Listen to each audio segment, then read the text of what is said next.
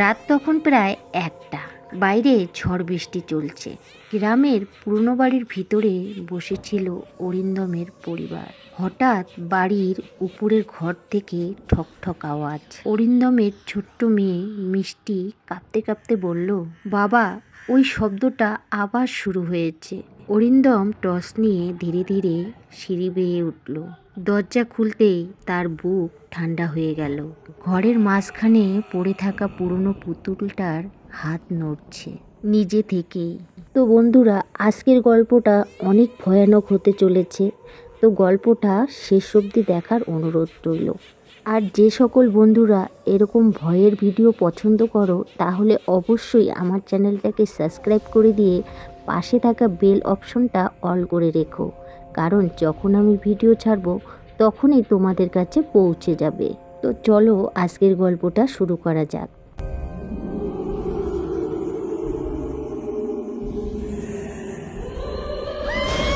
কলকাতার কাছে একটা গ্রামে অরিন্দম, তার স্ত্রী মীরা, তাদের 2টি সন্তান মিষ্টি ও রুদ্রকে নিয়ে তাদের নতুন বাড়িতে উঠেছে। কিন্তু বাড়িটা ছিল খুব পুরনো। বাড়িটি খুব সস্তায় পাওয়ায় তারা সেই বাড়িটা কিনে নেয়।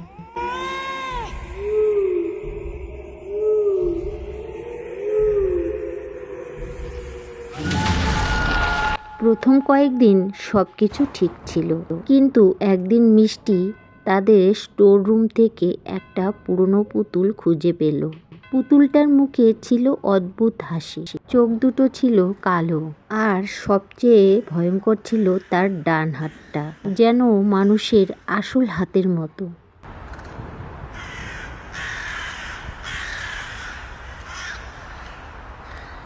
মীরা পুতুলটিকে দেখে বলেছিলেন, এটা ফেলে দে মা, এটা একদমই ভালো না। কিন্তু মিষ্টি পুতুলটাকে খুব পছন্দ করে ফেলেছিল। সে পুতুলটির নাম দিল রানী।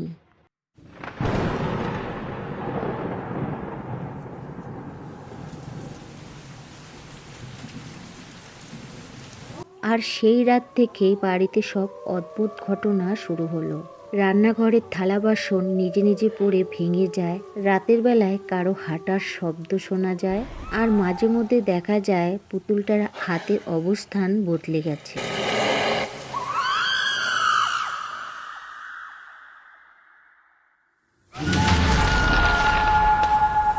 একদিন সকালে রুদ্র চিৎকার করে উঠল। সবাই দৌড়ে গিয়ে দেখে তার হাত কেটে গেছে, আর হাত দিয়ে রক্ত বের হচ্ছে।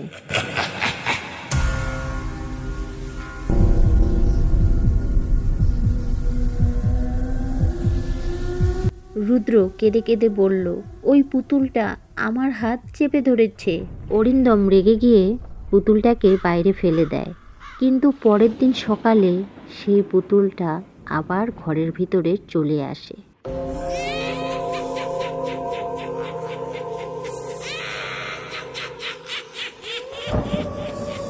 পরের দিন এক গ্রামেরই বিদ্যা তাদের বাড়িতে আসে।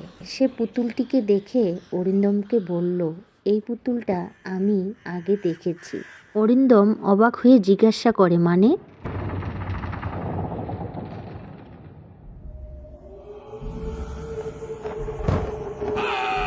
বিদ্যা তারপর কাপা গলায় বলল, বহু বছর আগে এই বাড়িতে একটা মহিলা থাকতো। তার মেয়ে আগুনে পুড়ে মারা যায়। তারপর সে কালো জাদু করে তার মেয়ের আত্মা একটা পুতুলের মধ্যে বন্দি করতে চেয়েছিল, কিন্তু সেই আত্মা এখনো শান্তি পায়নি।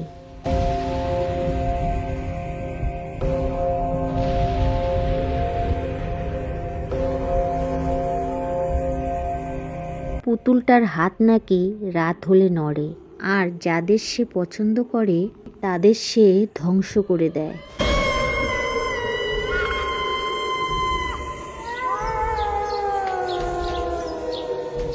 সেই দিন রাতে ঝড় শুরু হলো। ঘরের সব লাইট বন্ধ হয়ে গেল। অন্ধকার থেকে মিষ্টির ঘর থেকে আওয়াজ এলো, মা, আমাকে বাঁচাও।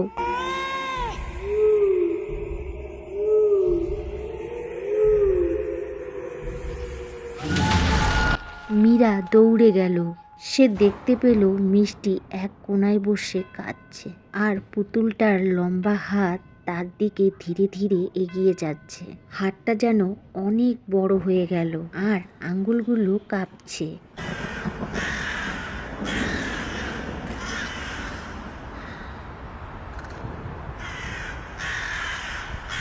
অরিন্দম সাহস করে পুতুলটাকে ধরতে গিয়ে তার হাত বরফের মতো ঠান্ডা হয়ে গেল। হঠাৎ পুতুলটা নিজে থেকে মাথা ঘুরিয়ে সোজা অরিন্দমের দিকে তাকালো। তারপর ধীরে ধীরে বলল, তোমরা এই বাড়ি ছেড়ে কেউ যাবে না।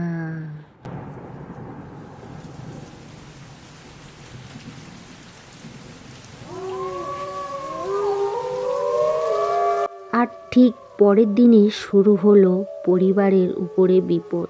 অরিন্দম নিজের কাজ হারিয়ে ফেলল। রুদ্র খুব অসুস্থ হয়ে পড়ল। মীরা রাতে ঘুমাতে পারছে না।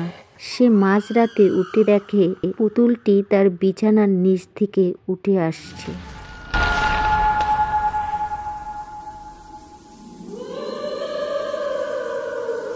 হঠাৎ একদিন সকালে মীরা নিখোঁজ হয়ে গেল। শুধু তার ঘরের দেওয়ালে রক্তের মতো লাল দাগে লেখা ছিল, ও শুধু আমার কাছে আছে।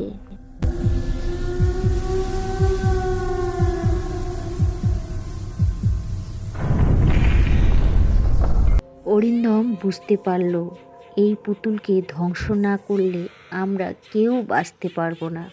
সে গ্রামের এক তান্ত্রিককে এই কথাগুলো জানালো, সব কিছু আলোচনা করলো।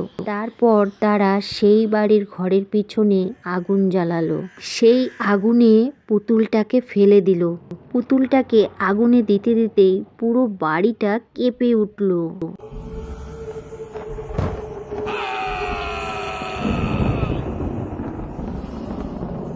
চারিদিক থেকে বাচ্চার কান্নার আওয়াজ আসতে লাগলো। হঠাৎ আগুনের ভিতর থেকে একটা কালো লম্বা হাত বেরিয়ে এলো, সোজা অরিন্দমের গলা চেপে ধরলো। বাবার এমন বিপদ দেখে মিষ্টি চিৎকার করে কাঁদতে লাগলো।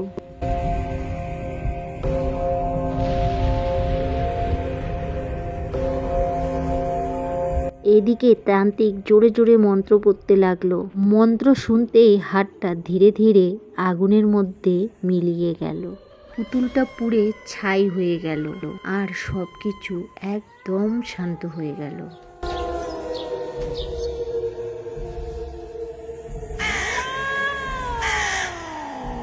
কয়েক মাস পর অরিন্দম তার ফ্যামিলিকে নিয়ে অন্য শহরে চলে যায়। একদিন মিষ্টি স্কুল থেকে ফিরে তার ব্যাগ খুলতে গিয়ে থমকে দাঁড়ায়। সে দেখতে পেল ব্যাগের ভিতরে একটা ছোট্ট পুতুল পড়ে আছে, আর সেই পুতুলের ডান হাতটা ধীরে ধীরে নড়ছে।